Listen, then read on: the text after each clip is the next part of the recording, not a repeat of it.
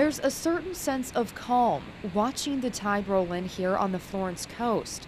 But for Jill Hardin, the waves are a painful reminder of where her husband spent his last moments alive. He certainly didn't deserve any brutality. He certainly never dished any out. I pray that he never felt any of it. It was a brutal ending. Near the North Jetty, just 500 yards away from shore, 69-year-old Richard Munger and his grandson, 15-year-old Benjamin Dressler, were out for a morning flight when something went terribly wrong.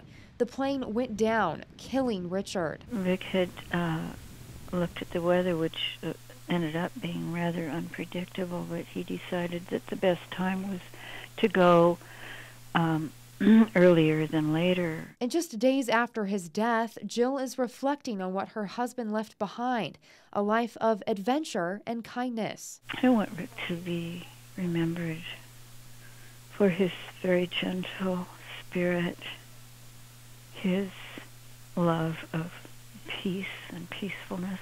And Rick is very, very quiet-spoken, I have never experienced him getting mad or getting upset or anything like that. And while the family is coming to terms with the death of Richard, the search is still on for Benjamin.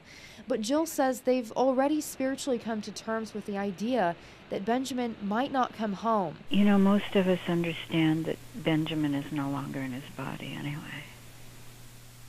If indeed he didn't escape the situation, which would be rather magical if he had. Jill says the two shared a special bond and feels the presence of them even after this tragic accident.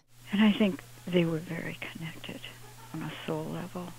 They certainly had the same smile, the same wonderful smile. Rick was really very proud of Benjamin.